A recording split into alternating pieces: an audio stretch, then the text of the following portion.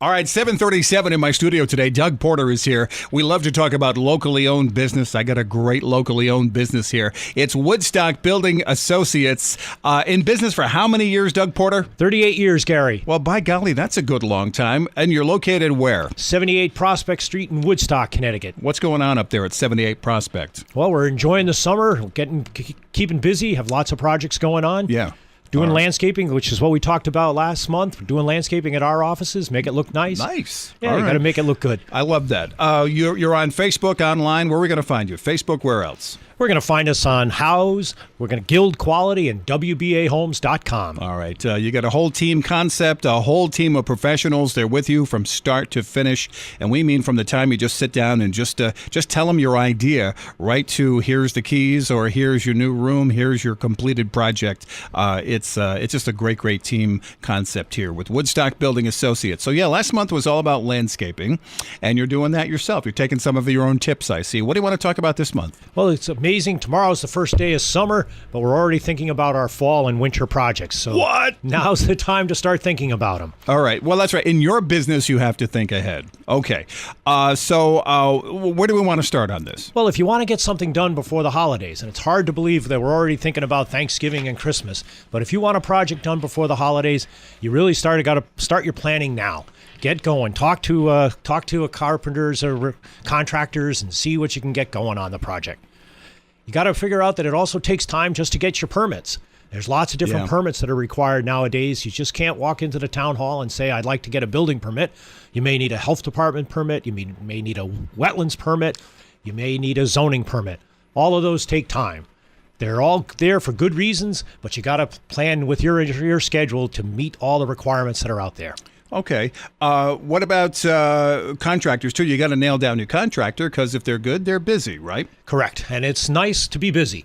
We've come out of the recession, the 2008 recession, and most reliable contractors are busy right now. So you got to get into their schedule, get into their queue. Okay, so again, these are all good reasons to start early if you're thinking about, if you're thinking about, geez, I want to have the kitchen remodeled for the holidays, for Thanksgiving, this is the time. It's time to do this stuff right now. All right, let's talk about different types of jobs, starting with garage. Well, typically one of the big things that we hear about in the fall and the winter, I'd like to have a garage.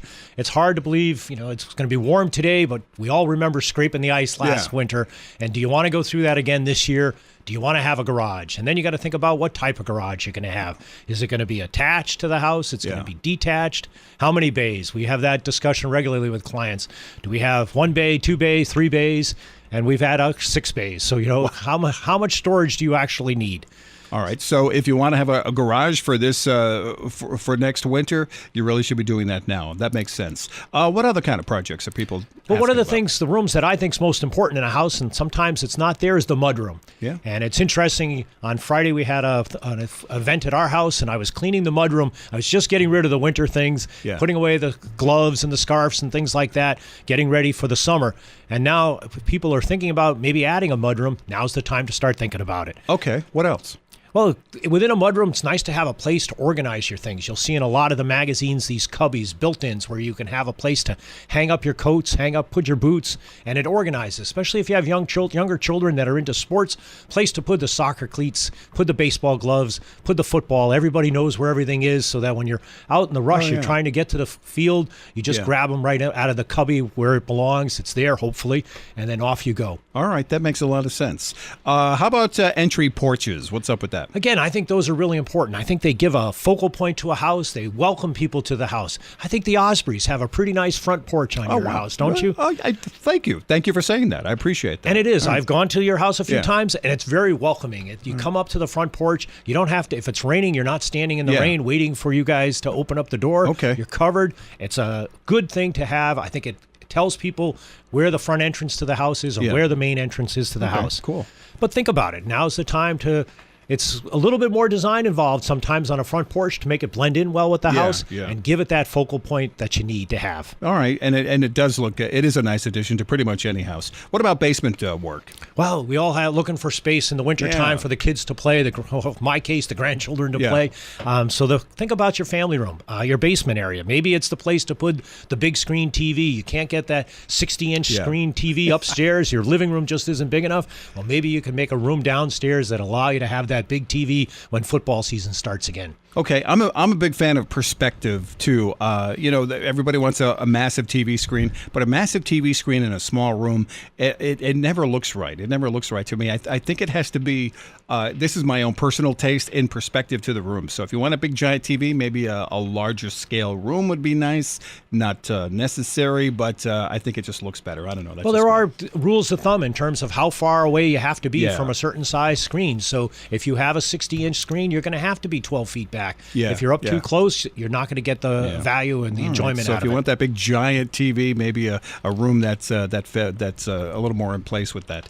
Okay, additions too. You do additions, right? Absolutely. We're thrilled to do additions. Yeah. And now a lot of people entertain at the holidays. You have your family over, you have your friends over. So now maybe you're thinking about having a larger family room where you can set up the Christmas tree and have Thanksgiving dinner and the like. Well, now's the time to start thinking about it. What's the shape of the room going to be like? Is it going to have cathedral ceilings? How much glass is it going to have? All of those things take time and planning. Same thing with maybe you want to have a master bedroom suite. Maybe you want a place that you can retreat to in the cold winter months and read your book and relax and things like that. Time to think about it. And then finally, even in the winter, maybe you want a sunroom. Now, the sun's out there. We're happy about it. But come December, the days are awful short. Having a sunroom might be nice. So another project to think about Are now. sunrooms popular these days? Absolutely. Yeah. We're doing a variety of sunrooms. All right, sounds cool. How about kitchens? Okay, that's the big one. Kitchens, people do kitchens year round, but a lot of times people think about kitchens when they get ready for the holidays. They're having a lot of people in their house. They're cooking a lot, and so maybe now they want to have that kitchen done so they can have it for the holiday. So think about it. There's a lot of ideas that have to go involved in a kitchen, get it to the point that it's perfect just for you. And again, this it may sound silly with summer, the first day of summer being tomorrow, but if you are indeed thinking of a new kitchen for the holidays, you need to do this now. You need to pick up the phone today and make this happen. You could spend a month, 2 months on permits. You could spend a month on design.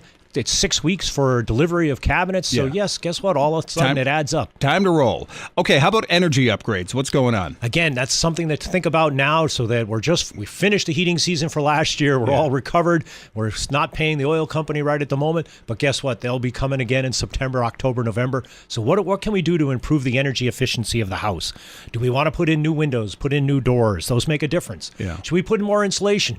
Not a really interesting project to talk about, but insulating your house is really worthwhile. Put another layer of insulation in your attic, weather strip the attic, scuttle hole, things like that make a difference. Okay. We're very fortunate in Connecticut. All of us help pay for this through our electric bills. We have Energy Efficiency Fund in Connecticut. They'll come out and do an audit of your house and tell you where you need to make your improvements. Okay. So what's the best time of the year to build? Is summer the best time to build? Actually, that's a misconception, and last night's a perfect example. We worried about thunderstorms last night. If you have a project going on yesterday and you were remodeling, you were tearing off a roof, you were watching that weather forecast all afternoon to see when were those thunderstorms going to come. Were you going to be able to get the work done, make sure it's covered? And even when it's covered with the high winds, it's really hard to make sure that the tarps stay on. So I believe the best time to build is the fall and the winter. The weather is more predictable. Of course, they tell us for a week ahead of time when the next snowstorm is going to come. So you have a little bit. It doesn't sneak up on you. So that's a good time to build. And I think it's the carpenters are more comfortable. It's nice to wear a sweatshirt on a hot day. You can only take so much off. So, you just kind of, if it's a cold day in the winter, you start in the morning, you have your sweatshirt, you hood up. By the afternoon, you might be down to your shirt sleeves, but it's a nice time to build. All right. So a lot to think about here. All right. Tips of the month. You always give us some good tips. What's on your mind? Well, this one is check your fire extinguisher. Okay. Hopefully you have a fire extinguisher in your house. You should have one, and it should be probably close to your kitchen area. But, you should check them. All right. Because when you need them, you want to make sure it's going to work. Most fire extinguishers have a pressure display on them, a little gauge that tells you whether it's all set or not, and most of the time it just says it's ready or not. It's pretty straightforward. They also have expiration dates. Your fire extinguisher may say it's good to a certain date, so you should look for those things. Most fire extinguishers last for 5 to 10 years, but you should be checking them every year, and it's important. If you can't find the expiration date on your fire extinguisher, go online, look up the brand name that you have, and they'll show you where it is. It's probably in the model number. If it's not stamped right on the bottom of it, the model number will probably tell you what year it was made. All right, good to know. So these are great tips, as usual, from a great locally owned business, Woodstock Building Associates, in business for 38 years. You like to talk, too, about, your fundraising and things like that, and the Rotary Club and stuff. What do you want to talk about today? Well, the Rotary Club had their golf tournament beginning of this month, and it was very successful. I want to give out a thanks to Sean McNerney, Jonathan Tremblay, and the entire golf committee for putting a fabulous tournament on. It makes a difference. That's our largest fundraiser of the year, and it allowed us to give out $15,000 in scholarships to local high school seniors this month. All right, sounds good. Good advice, as usual. From Woodstock Building Associates, 78 Prospect Street in Woodstock. What's the telephone number there, Doug Porter? 928-0897, area code 860. All right, and check them out on Facebook, WBA on Facebook, House Guild Quality, and their website, WBAHomes.com. Doug Porter, always a pleasure, my friend. Have an awesome day. Thank you very much, Gary. All right, it's 7:48. All right, it's 7:48.